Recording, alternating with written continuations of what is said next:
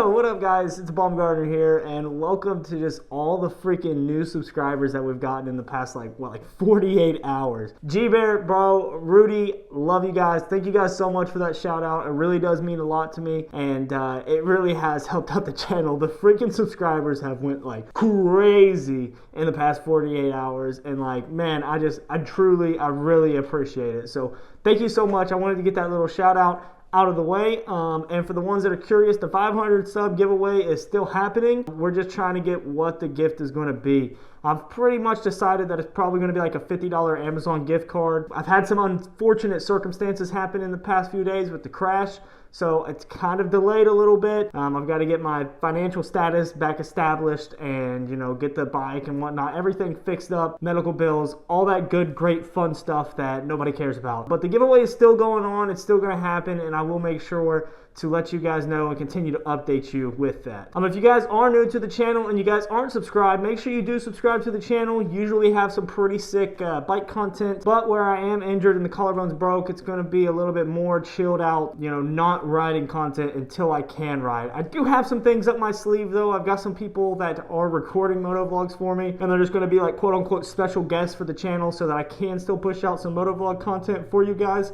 But until I get a little bit better, unfortunately, I'm going to have to do stuff like today's video and some of the future videos I have planned. But yeah, guys, I wanted to talk about, you guessed it, the Ruroc Atlas 4.0 again. I know I've made 2 videos, I believe, on it, maybe 3. I don't know how many videos I've made. But I wanted to make another video bragging on it because it is the helmet that I was wearing whenever I went down on Wednesday. If you're not familiar with what happened, I was riding on the interstate on Wednesday, going 70 miles an hour. I dropped the bike and was not good. Broke my collarbone, fractured my pinky, and got some sick road rash here and there. The road rash really isn't that bad though, and I can't believe it. Like, I was wearing Converse shoes, I was wearing blue jeans like from American Eagle, like the flex ones too, so like they weren't strong at all.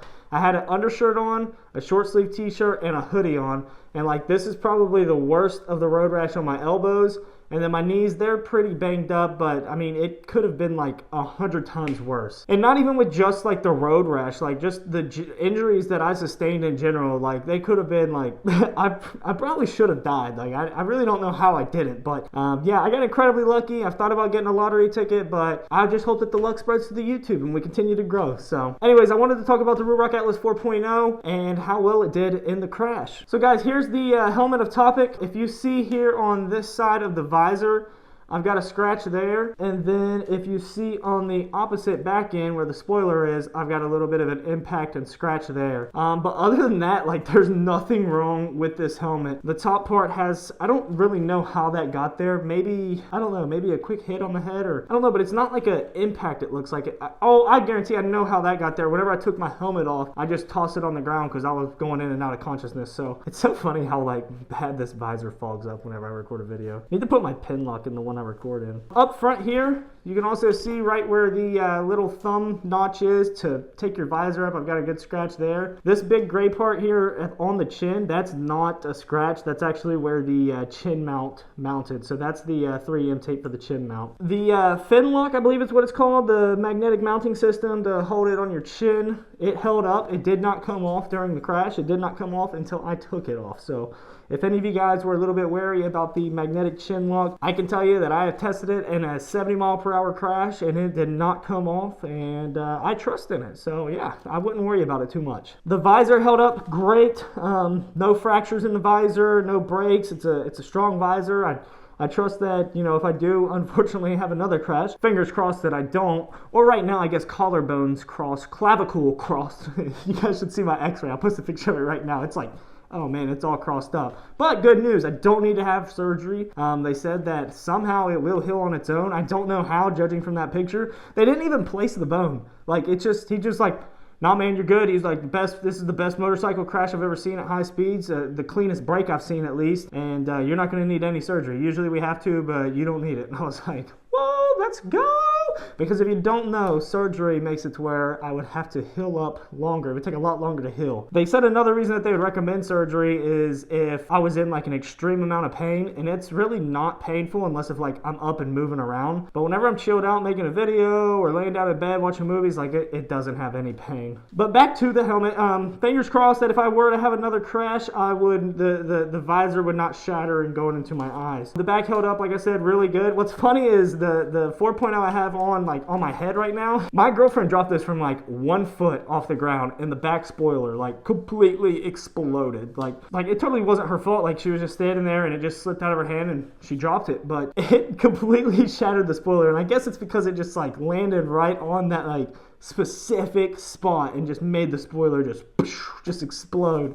And then here you can see, you know, a 70 mile per hour crash and the spoiler is still intact. So yeah, I don't think that Ruroc's making cheap stuff. I think that their 4.0 is a great helmet, and I definitely trust it if you were in a crash. So I can say I have crash tested a Atlas 4.0 at 70 miles an hour. I'm a crash dummy now. I mean, dummy for sure, but first time I've been a crash dummy. Pretty cool. Now, another thing I wanted to note with that 4.0 was the new Rheon Tech.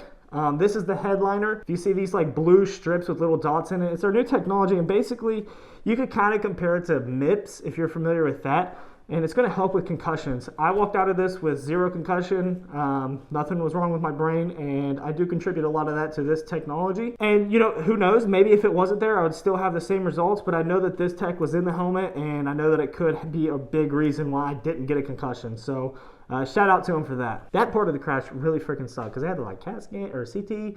Is a CAT scan the same as a CT scan? I don't know. But yeah, if you guys are out there and you're looking for a new helmet and you've been thinking about getting the 4.0, designs, love it. Price, a little bit high up there. But protection, for me, I mean, I walked away, and that's all that matters for me. You know, I had a 70 mile per hour crash and I lived, and that's enough proof for me, and I'll continue to wear them for as long as they continue to make good products. But with that said, I don't want you guys to think that this is like the only helmet on the market that you should get. Like, no. Do your own research, buy what you're comfortable with. I'm not sponsored, I'm not affiliated, I'm not nothing with Ruroc, okay? They gave me a free helmet in Las Vegas, and I had no clue I was even gonna get that free helmet. I went to the event just because I wanted to see the demo and meet and network with other people. And then I ended up walking away with 2 helmets, one for myself and one for my girlfriend. So I'm not sponsored, I'm not affiliated. Yes, I got 2 helmets for free, but I didn't ask for it, and I had no clue it was going to happen. So this is an absolute honest, genuine review of the helmet. But like I said, do your own research.